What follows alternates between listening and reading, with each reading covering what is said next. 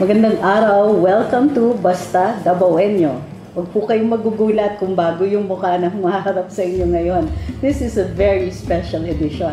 Ako po si Trixie Cruz Angeles at kasama ko po aking co-host si Mr. Mark Lopez. Magandang araw Davao at maraming salamat po dito, lalo na kay Mayor Sebastian Duterte na tayo po ay naimbitahan dito ngayon, attorney, and ako'y excited dahil marami tayong pag-uusapan. Ang ating special guest ay walang iba kundi ang ating pong pinakamamahal na Pangulo ng ating bansa, ang ating kinikilalang Pangulo ng bansa, Mayor Rodrigo Roa Duterte. Good evening. Welcome to Davao, Trixie and Mark. And my warm greetings to all of you nakikinig ngayon. Kung meron, sana. I'm sure meron, sir. Exciting topic natin and it's timely, sir, kasi kakatapos lang ng State of the Nation address ng ating Pangulo, si Ferdinand Marcos Jr. At may mga observations tayo and we'd really like to hear what your observations are as well. If we can take it apart para sa mga taong bayan. Mark, what do you think? Yes, and yun nga, nagkaroon tayo ng SONA ngayong ng nakaraang araw at maraming sinabi doon ang Pangulong Marcos at gusto nga nating malaman sa ating dating Pangulong Duterte kung ano ang kanyang saloobin tungkol dito. There is something I must confess to the public. I was listening to the SONA of the President. Pero at the same time, may ginagawa ako. Yes, sir. So, yung attention ko minsan na napupunta doon sa ginagawa kong iba. But most of the time, nakikinig rin ako. And while talking about the budget and the business of government and how it is faring, yun ang probably I would answer it along the way. And of course, send over the questions outside of the box na dapat malaman ng tao. So, primarily, yung SONA kasi delved into, well, it was a reporting. Ang basis nito, of course, para lang sa ating mga tagapakinig, ang ating saligang batas nagre-require na once every year ang ating Pangulo ay magre-report sa taong bayan ng estado ng bayan. So, this is the State of the Nation. Ngayon, yung definition ng State of the Nation, medyo malawak yan. Pero in this particular instance, sir, may ang primary observations, let's get right into it, Mark, sir. Isa sa mga na-observe namin na pangyayari dito ay may mga binabanggit. And of course, we know, expected yan every year, sir, di ba? Ang ating Pangulo ay, syempre, may konting yabang yan. Ito yung mga nagawa namin, di ba? Ito yung administrasyon. Particularly, itong administrasyon na to. Oh, yes, sir. Kasama ako dyan, mga ganun. Yes, sir. So, we know that already. Pero dito, sir, given, kasi medyo, alam naman natin, medyo maraming komento tungkol sa administrasyon na ito, medyo mataas yung expectations. Di ba? Mayroon tayong mga nakikita, mga pre-SONA rallies and all that. May mga nag-i-expect na may reports on growth, on projects that were completed, the and economy. So on. Oo. Pero ang primary na napansin ko dito, ewan ko sir kung napansin nyo din, yung mga binabanggit ng ating Pangulo ay yung mga na-accomplish, sinasabi parang accomplishment, pero ang totoo niyan, obligasyon naman nilang gawin. Halimbawa sir, for example lang, meron siyang pautos na sa mga barangay na mag-clean up, maglinis. At very happily, nag-report pa siya kung ganong karami o ilang toneladang basura ang nakolekta ng mga barangay.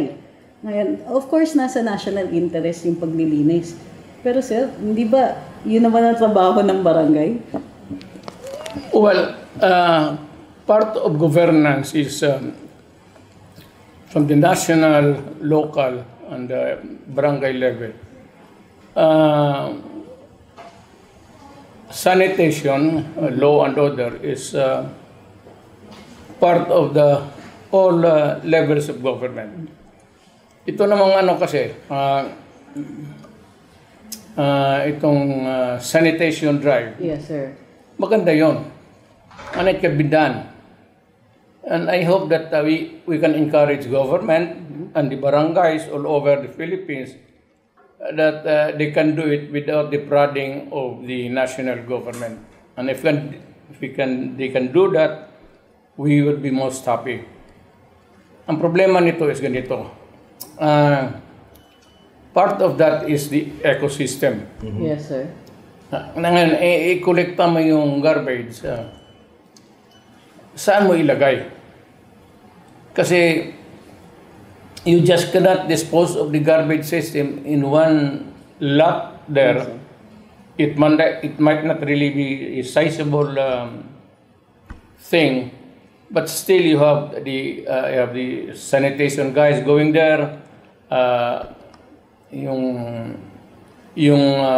are the disposable thing that you can throw in that? Maraming ano yan. And it requires a learned guy in government down to the barangay level to see to it that the clean-up drive or the disposal of the garbage must be placed in or whatever. Pero bihira ito ditong sa private would accede to that kind of request to be a disposal thing. So it must be government. The only thing, Trixie, is that wala tayong uniform policy dyan. Merong designated sanitation depot na talagang safe, and you have to sort out the toxic, the harmful The recyclable. mga ano na hindi naman pwede segregation. So this has to be segregated and disposed properly in another area. Sir, Wala yan. So medyo Wala pa tayong national policy. meron, actually, sir. Meron tayong solid waste management law. Yeah. Dun sa pollution laws natin. Meron pa nga tayong quasi-judicial body sa loob ng DENR na nag-hear ng administrative cases dito, yung Pollution Control Board. Pero, sir, itong SONA, hindi ba inadvertently na i-expose niya na hindi nga po na i-execute yung batas na ito? no, it's DENR ito, sir. the office that facility in government that you mentioned, even during my time, is not there. It has never been there in most of the. In the Yeah. I suppose regions. We do not have the personnel, and government has not really planned this course of action to deal with this problem, simply because walang tao. And Hindi ba ito part of the devolution sa local government? Yes. Yes. The problem is the funding also. Sir, given kasi na may Mandanas ruling at mas malaki na yung share ng mga local government pagdating sa national taxation, hindi ba dapat sinasama na yan ng LGUs? And if hindi nila sinasama, hindi ba trabaho ng DILG to ensure na yung mga LGUs will be executing that? Yes. Foremost would be the DNR. Yes, sir. DNR national, DNR local. Yes. Yun ang mga driver dyan sa makinarya na yan. Then the DILG, the close supervision. Yes, sir. Wala akong nakikita ang cooperation yan dito banda sa not an interagency thing that would deal with this kind of not really problem, but this kind of mechanism in government. Pero sir, kayo nung mayor sa Davao, ako wala akong nadinig na ang Davao nagka-problema in terms of waste management. Yeah, well, maybe I employ the right people. Those who were there in the office for a long time, the career, ito mga civil service eligible, tapos they earn the yung merits nila all throughout these years, yung nagkaroon ng mga special studies, sometimes abroad o dito, what is periodic studies. But unfortunately,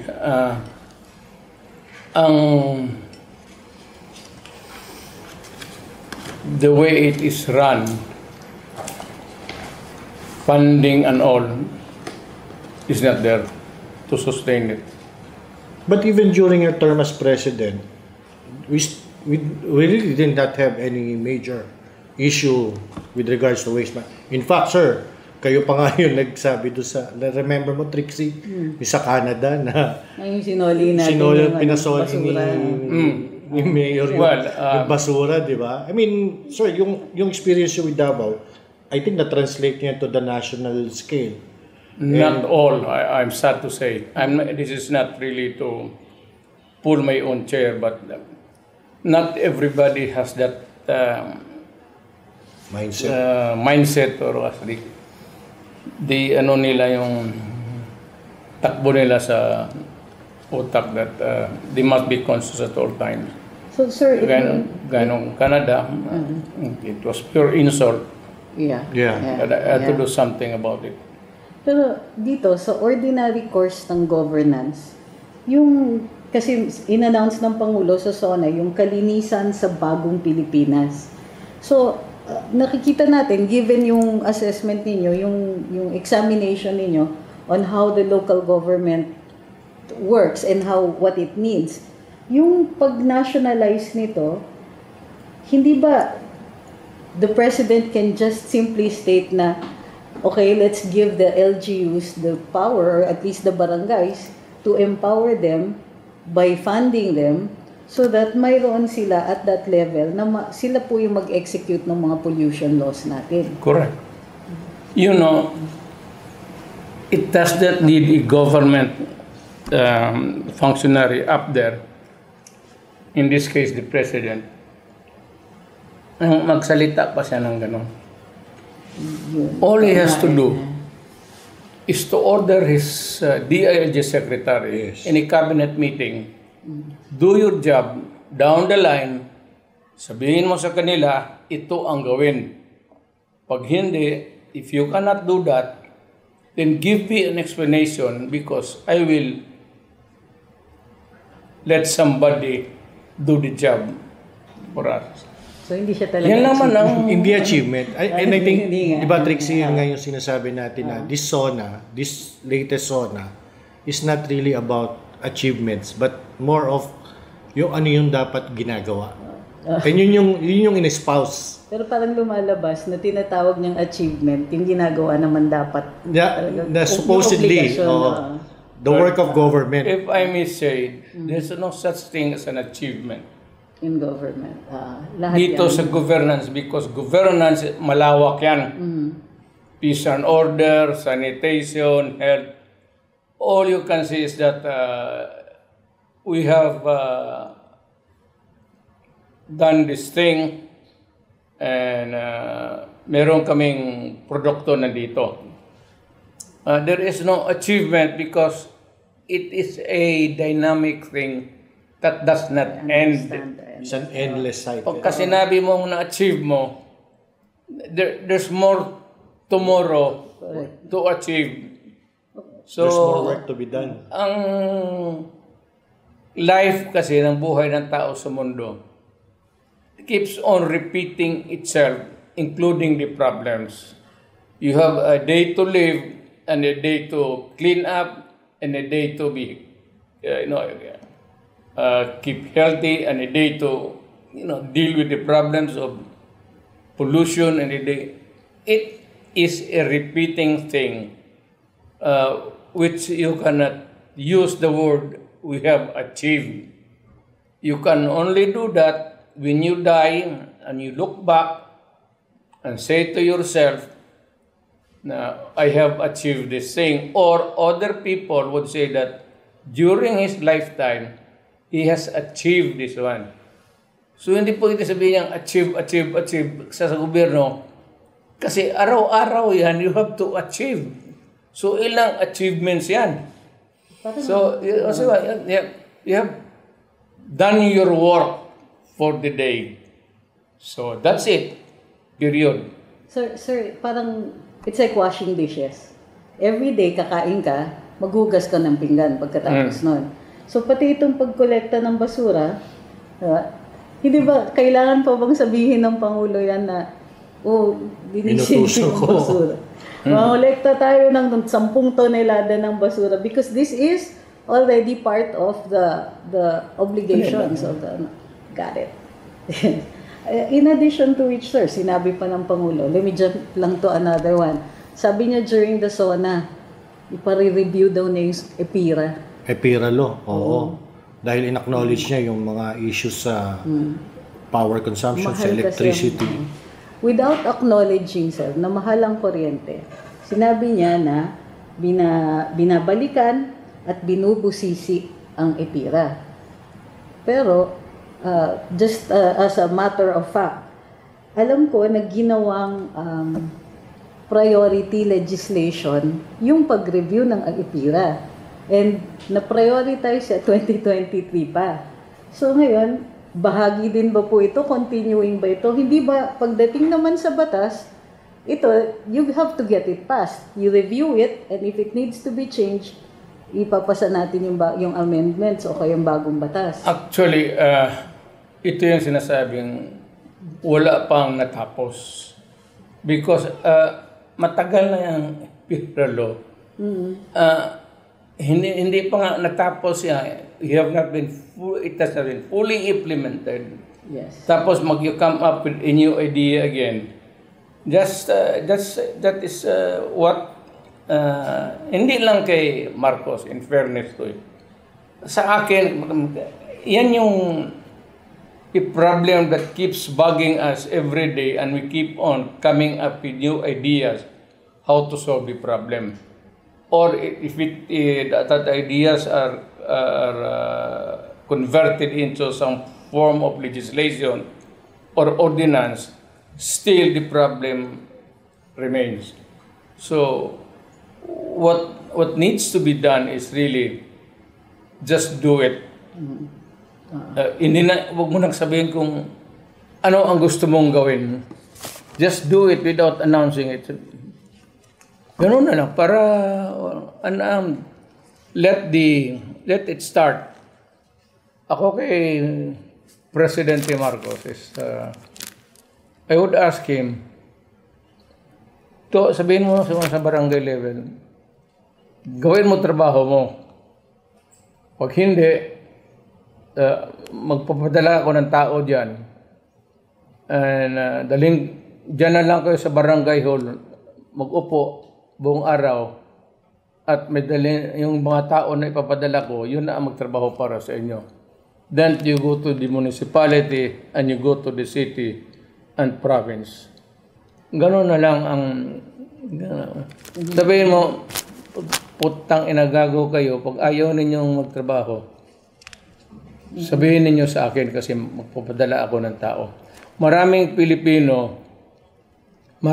Pilipino dyan sa labas na walang trabaho. So kung ano man na yung subsidy o ibibigay ng national government sa inyo, kunin ko yan, ibibigay ko yan sa mga taong gusto magtrabaho para malinis yung syudad ninyo, para yung syudad ninyo maging yung barangay ninyo maging peaceful. If you cannot deal with the problem with the NPAs or hindi nyo kaya gawin ang yung droga na yan, putang inang yan that's bugging the life of the Filipino. Dapat sabihin ninyo.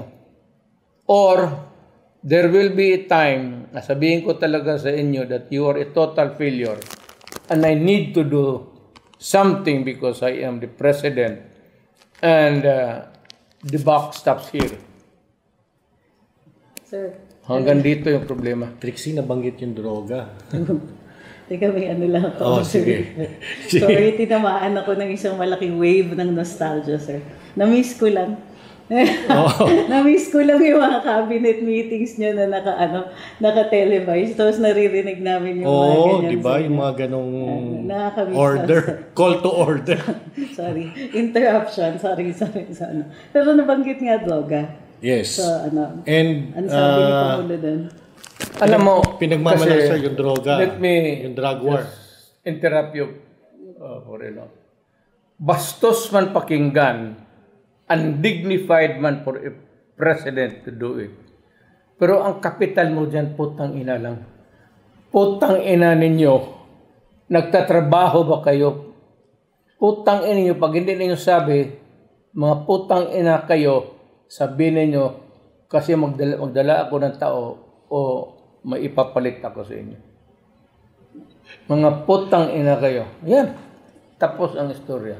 Kung wala kang putang ina, magtrabaho kayo dyan, sabihin mo naman ng presidente, magtrabaho lang kayo dyan. Talagang mapapatrabaho. We bide our time. Pag sabihin mo, presidente kanina nagpatawag ng sa Malacanang. Pinutang ina kami. Sabi niya, putang ina kayo, mga cabinet member. Kung hindi inyo kaya, mga putang ina kayo, sabihin ninyo. Kasi maraming executive dyan, graduate ng anong-anong mga university. Puro bright yan. Putang ina, papalitan ko kayo, mga putang ina kayo. Yun ang kapital mo. Pag hindi ka marunong mga undignified nga, hindi maganda pakinggan, not suited for a president. But if you want problem solved, putang ina, gawain mo itong style na ito kasi alam nila pag putang ina kayo, galit ka. Alam mo, hindi tama.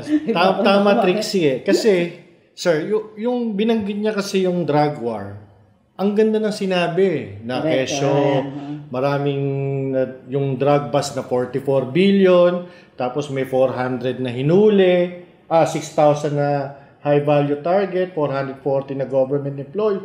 Pero sir, pag tanungin mo ang ordinaryong mamamayan ngayon, bumalik yung takot. Bumalik ang mga krimen sa kalsada. And alam naman natin na ang droga ang nagtutulak niyan sa krimen. So parang yung hindi nagtutugma sir yung SONA sa talagang nararamdaman ng taong bayan. Which yun ang naramdaman natin nung panahon mo sir bilang Pangulo. You know, it's not how much or how many sacks. Hindi yan ang usapan ng droga because droga is being manufactured everywhere. There's money in it and you can only deal with it in one part of the country. We do not have the resources. So, plus the imported ones that would be, thrown along itong coastal areas. Pipick upin niya ng mga pambot or mga lancha na kukunin. Manufactured, alam na niyo kung saan. It's money. It could either be tayo ang nagmamufacture, tatapo rin natin sa kanila. It's a so many avenues of making money and everybody is doing into it because there is not enough legitimate masabi mong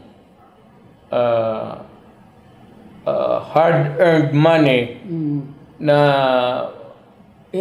with the population growing wild hindi mo lahat mabigyan ng trabaho. Not only in the Philippines, but in other areas. So, this thing becomes a problem. Meron siyang binanggit, sir. Well, hindi binanggit yung napansin niya. Binanggit niya yung drug war. Pero, wala siyang mention dun sa rising crime statistics. Yes. Or consequently, wala din banggit na bumababa ang krimen. Hindi, binanggit naman niya. Pero parang in passing na parang walang Puro impact. motherhood statements eh. Motherhood Yun nga, niya. di ba, na kesyo yung drug war niya. Actually, parang may pasaring pa nga sa previous administration. Extermination is not one of the... It's not an option. It's never one of them option. Well, Dahil he described it as his bloodless drug war. alam mo kasi, I do not blame Mr. Marcos. He is a believer of sa Diyos. Ako, niniwala ako sa Diyos. Pero kung sinasabi ko sa Diyos, hindi mo nasulbad ito, I will do it my own way. If you cannot, by the grace of God, hindi mo ma-stop itong senseless killing of innocent civilians, yung they are being hurled up, they slaughtered. And if you cannot give instant justice, of course may gobyerno tayo, but tanungin ko na lang sa Diyos, how efficient is the government of America? How many innocent civilians in America or in Europe are killed by senseless terrorists? Alam mo, ako ang tingin ko, I take it personal. Even as president, may namatay tao dyan sa pinakalayong barangay. Kung mag-abot sa akin that he was just killed simply by cruelty o talagang pinatay na walang karason-rason, I would take it personal. At kung malaman ko yan, sabihin ko talaga doon sa mga police, nakikinig yung mga police, putang ina ninyo, you solve that problem or I will solve the problem for you. And I will deal with you after I shall have solved the problem. Meaning to say, kung inutil ka lang naman dyan, putang ina, wala ka ng kasaya ng bayad ng kalakihan ng sweldo ninyo. Pero ako naman, pagka sa trabaho, basta in the performance of duty, wala kayong sa panahon ko talagang nagkakaputi ako. Mark, nabanggit mo maraming motherhood statements. Meron akong babasahin. Yes. Sabi niya, a substantial number of investment pledges have already commenced operation with many more at various stages of development. Pledges. May naaamoy ka na dyan. No? Sa bilang natin, bukod sa malaking kita para sa bansa, makakalikha ang mga ito ng mahigit 200,000 trabaho para sa ating mga kababayan. Tumigil siya dyan. Isang paragraph lang po ito, sir, na parang meron lang siya, mabanggit lang yung investment pledges o yung kasi ito po yung rational or justification sa karamihan ng kanyang mga foreign trips. Mga biyahe. Oo. Alam mo, Sir, Mr. President, parehawan tayong presidente. Ang ilagay lang natin sa, just to remind you, and your cabinet, is that once you embark or think of something na may gusto kang plano, dapat mag-isip ka talaga na may makukunan ka, na makuha mo yung buong amount na hindi mo kunin sa installments. Kasi pag nag-bug down yan, yung takbo ng proyekto mo, pag nag-bug down ang financing mo hanggang dyan yan, so many incomplete projects all over the country. Yung daan hanggang dyan lang, walang simento, Sa appropriations na doon yun, sabihin, hindi kaya sir, you cannot reach 1 kilometer kung isiminto mo. So, hanggang 5 metro ka lang dyan. So, I believe, nasa pagkasinabi ng district engineer, naniniwala ako sa kanila. I always assume good faith kasi recorded naman. So, makikita mo, kung hindi ayaw mo maniwala, di pupuntahan mo doon. Magtanong ka ng ibang engineer, magkano ang gastos mo dito? So, very easy really to find out. But, ang problema kasi yung funding, 35 billion. Pagkatapos, a few years later, anong project ito? Sir, hindi na kompleto. So, saan napunta yung 35 billion? Sir, naubos na. Wala na eh. Nakulang talaga. So, saan nagkulang?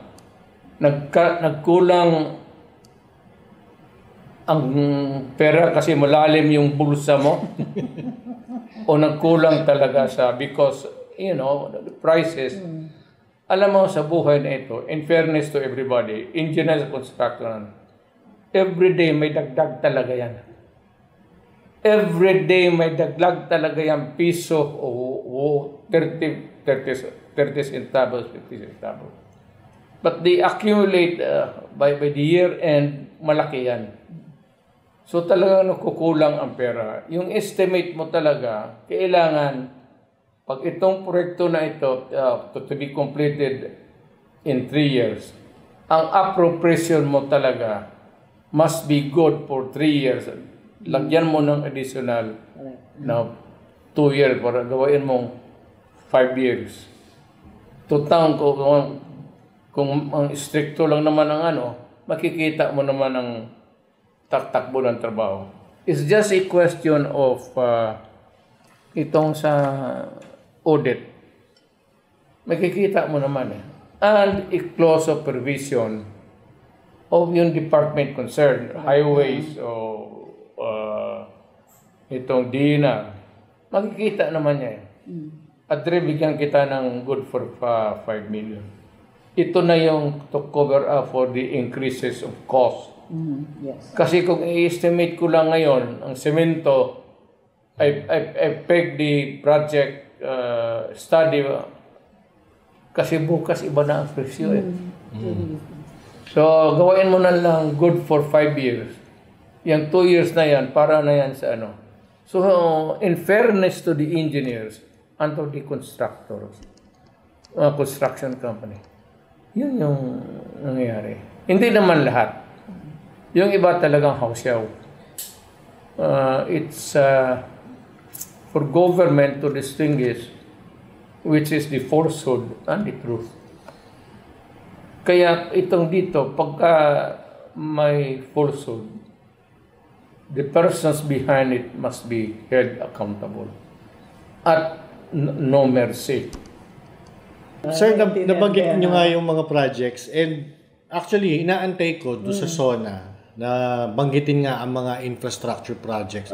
Kung ano ba yung ipepresenta nitong administration na yung pwede lang masabing sila. Diba may build better Pero more? binanggit kasi doon yung Metro Manila Subway, yung LRT extension, yung Luzon Spine, which if tignan po natin, hindi naman po sila ang nag-umpisa. Actually, inumpisahan yan, sir, yung subway, time niya yan. Yung LRT extension, ako tandang-tanda ko yan dahil very active ako noon na binabantayan yung mga big ticket na infrastructure projects na yan. So, yun na naman yung sinasabi natin, Trixie, na yung SONA na supposed to be accomplishment, it's like tinuloy lang yung dati na ngayon sinasabing ginagawa nila. Ang magandang, if you are a courteous person, ako ganon ito, inumpisan ito ng predecessor ko. Ito yung natapos.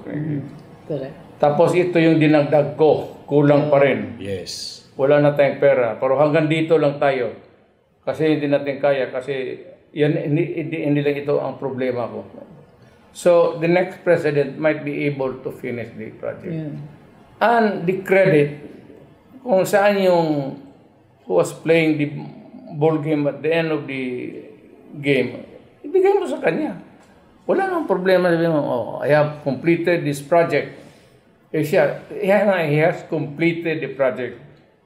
Hindi naman siya, I did not, I completed this project from start to finish. Ganun lang sa gobyerno. Wala naman. Para sa akin, okay lang yan. And you're entitled to it because at that time when it is ripe for harvest, ikaw ang nandyan. So, claim the credit. And it is yours. Tama yun, di ba? So, we have had our days also. At the very least, at the very least, kung yung naiwan na project, bigyan mo ng sarili mong timeline na, or bibigyan mo ng improvement doon sa timeline mo na patatapos natin to, yung inumpisahan. Oh, ito yung inumpisahan ni Benigno Aquino noon. Ang haba nito eh. Yes. It took us so many years because ang haba nito. Ngayon, interspersed with so many presidents in between far and wide. So, ito yung tinapos ko na. But ito yung project ng gobyerno. Ibigay natin yung glory sa taong bayan kasi pera nila yan. Kami yung nandoon, Trabaho. Bayad kami. Yun. Correct. Napansin mo, may madali pansinin, sir, yung mga nasabi niya eh. Pero mas kapansin-pansin yung mga hindi niya yung mga hindi nasabi. Yung mga Halimbawa, nilinya dapat, pero wala. yung iniintay natin. Halimbawa, sir, meron siyang, ginawa, sinabatas naman, Maharlika Investment Fund. Okay. Naisabatas yan last year pa. So, medyo ambitious ito kasi this is an investment fund, papalakihin nila yung pera, at ang popondohin daw dapat nito ay mga infra natin. Kasi sabi ni Presidente, mahal talaga ang infra. I think we all agree with that. Mahal talaga yun. So, kailangan meron tayong pagkukuhaan para rin hindi nangyayari yung nabibitin yung mga proyekto. So, for me, ambitious, pero kahit paano, meron naman siyang puntirya, di ba? It's a good cause. Unfortunately, napasa yung batas. Dun sa batas, mayroong seed money na manggagaling from the Land Bank of the Philippines as well as GIF. DBP, Development Bank. I think 50 billion each. So as soon as the law came into effect, nilipat na nila yung pondo na yon. Ngayon naka 1 year na po, ang bukod tangi, of course hindi pinanggit ng Presidente ito, ang bukod tanging narinig nating achievement sila, sir, nakagawa sila ng logo. So, hindi ako nagbibiro. Sana nagbibiro ako. Pero nagawa din nila pala ng pillars of investment. Sa estimate ko, new projects, 6 years ago. Multimillion, billion project. Mabutit na lang, okay, lagay natin, I'll peg it 5 billion project. Ako, Presidente, 6 years, maybe about 30. Pag sige ka magmura dyan, 40. Tapos next administration, 41 na lang hanggang 42. Kasi nawala na. Wala na. Naubos na. Ganun. Ganun. Kaya ako, wary ako sa paggobyerno. Mas mabuti pa, itong opisina na ito, one big office, maraming computer, tapos maraming researcher, tapos lahat ng buong mundo magsali, magbidding ka na lang, huwag kang kumuha ng lowest bid kasi pag ni lowest bid, babarating ka niya. doon ka makuha dito sa about 100% dito in its totality na mag-participate. Dito ka makuha sa mga 40 ganun. Kasi huwag ka masyadong ambisyoso dyan sa pababa. Kalang pababa, bagsak talaga yan. Kasi magbibid yan. Itong mga bidder, magbibid yan.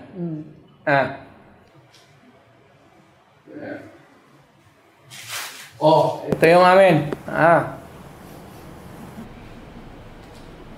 Yan. Lowest bid. Ganun ba? Tatapusin namin yan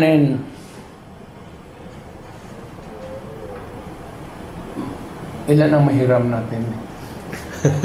Ilan ba yung ayusin ba? Ilan ba yung Korean? ilan ba yung hiramin natin to pinan? Putang ina. Paglabas-labas na yan. Tatapusin namin yan 3 years. Kung matapos man ng 3 years, pagdaang ng bagyo, wala na. O kung matapos man, hindi 3 years. Mga 6 years. O tapos na yung project. But in the meantime, along the way, yung funding hanggang from yung original would only be good for 5 years. Hindi na matataposan. Without an additional funding, wala na talaga. Yan ang karamihan sa gobyerno. Kaya pala siguro hindi binanggit ni Pangulo kung ilang metro yung inusad na subway. Kasi sinabi naman na malalim na yung hukay. Sinabi naman malalim na daw yung nahukay nila. Pero ano pa ba yung nagbanggit siya ng railway system. Sabi niya parang may railway renaissance. Oo, sinabi niya yun. So nabanggit nga dyan yung subway. So nusad na daw ng ilang metro. Ayun, loud significant accomplishments in its tunneling works. Sa puntong ito, katumbas na ng 3 hanggang 6 na palapag ang lalim ng nahukay. At tuloy-tuloy na umuusad sa susunod na estasyon. So notable, sir, walang binanggit kung ganong kalayo pumunta. Nabanggit yung lalim. So, hindi yan eh. Gaano kalayo na ang natapos mo? Hindi tayo we're not digging for a treasure. Tsaka kung matatapos ba sa administrasyon mo, yung kung mabubuksan ba yan o ma-ooperate ba yan? So, hindi treasure hunting ito. Ano naman? Alam mo, ang nakakalungkot dyan, binanggit yung Bicol, binanggit yung North-South, pero meron kasi isang big ticket project nun sa panahon ni PRD na yung Mindanao Railway. Wala dyan. Mr. President, do not feel insulted. Do not feel about it. Lahat tayong dumaang sa presidente sa itong Republika ng Pilipinas may kasalanan. Itong mga ganito. Maganda tayo sa announcement. Yang railway na hanggang Bicol, hanggang Sus Mariusep. Magbili ka na lang dyan sa Toyland ng train na maliit. Mas magagana pa yung mas mabilis aabot yun, sir. Hindi, paikutin mo lang dyan sa mag-imagine ka na lang muna hanggang sa panahon na Pero sir, seriously, yung Mindanao Rail, sir, nung umalis kayo sa opisina, ready for parang contract signing na lang po ang kulang. Natapos and, groundbreaking yun kasi ang Mindanao has been ready for a railway for decades na. Meron talaga siyang daanan, meron siyang na-prepare na yun. Panahon pa yata ni Marcos Sr. Meron ng right of way yun, meron ng may daanan. Anong natin is may awarding na ba? Wala pa sir. Doon talaga problema. Yun. Pero, doon kaya hindi Kaya hindi pa nabanggit. Kaya parang namatay siya, na-shelve siya. Pero sayang because ang ambition is makover ng rails ang buong bansa. Hindi, tsaka sayang dahil tumakbo na yung 2 taon niya. Oo nga, no? Oo. 2 taon Pero na. matagal-tagal pa naman. I hope that makaumpisa lang naman tayo siguro, Mr. President, where would be the terminal be located? Ito yung sir, Tagum, ano to Digos? Oo, Tagum to Digos. Tagum to Digos. From Yung start ng Tagum, the next municipality is Panabo. Then Panabo, you have the Davao City. Malawak itong Davao City. Yes, Yes, sir. malaki yan. The Pinakamalaki. biggest Of Santa Cruz. A little over, I would say.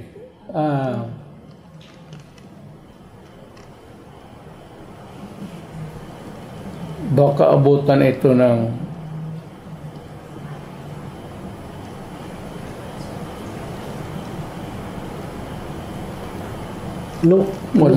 mabutan ito ng ng Naalala ko, sir, nung time. the resurrection of Christ. Sir, naalala ko kasi nung time nyo, nung lagi kong kausap si Secretary Artogade, kung natuloy itong Mindanao Railway, it will be the biggest infrastructure project Yes, of the country. Malaki. May eclipse niya yung subway. Subway is 800 billion. correct. Yung Metro Manila subway. At that time, nung inano yung subway, that was the biggest. Pero nung kinoconceptualize ngayong Mindanao Railway, sinasabi nga na kung yan may execute, it will be the biggest. And it's long overdue. Oo, dapat nga isa sa uno. Mindanao should have its Okay, you want it done, maybe a little bit expensive. Kung wala ibigay, Pilipino ang bidding, diretso mo na. Ikaw, see ito or Mitsubishi, you can build it. I will pay it in 25 years on ganitong installment. So you start. Yes. So, it Willing can be naman. done. I think willing naman yung mga partners natin like Japan and China. Oo. China. Sir, ang China, ang Indonesia ngayon may high-speed railway na. Oo. Gumagana na. China has always been very interested in helping us. But alam mo, yung geopolitical atmosphere, lalo na sa itaas, ilan lang daw dumadaan diyang presidente na kasi mahalata ang sa Amerikano talaga. If you are for China, then they would say that you are anti-American. Yes. Hindi nila matanggap yung neutral ka. So yan ang mahirap na So Parang bipolar. big stakes. Ang Amerika walang maitulong na ganun. America does not have the money to fund it. Wala. It's only China or Japan. Pero sila na lang, ibigay mo sa kanila, then bayaran natin ng ilang taon. So there's, I think, sir, yung Mindanao Railway, ready na yata ang Chinese funding noon nung Yes, it nung was, time ni Secretary Togade. So, yun nga, doon na, missed opportunity na. yun, dapat kasi rin, napag-usapan na yan even before. Sana di yung negotiation stage, yung shadow government mo, may mga proposals na para mapag-aralan na once pag nakaupo ka dyan, if you're a shadow government, tapos naupo po ka na, maumpisa na kaagad so that at least kalahati. You mean by in transition team? Parang gano'n. Okay, sige po. Tama. I get it. Yung sa bago kayo uupo, yung transition Yes, team, may oo. kausap na sila. Para yung continuity. So, that is why you should separate really the economic sector from the political side. dapat itong presidente huwag makialam sa projects dito. Dito, ilagay mo lang lahat yung mga bright nating mga anak. Mamili ka lang yan. Sa lahat, maraming eskwelahan yan. Maraming bright nating mga anak. Ilagay mo lang dyan yan sila lahat. Yung brilliant. Dito yung mga politiko. Dito lang yan sila. Huwag silang makialam dito sa yung economic plan talaga. Yung long range plan, huwag pakialaman ng presidente yan. Yun ang dapat.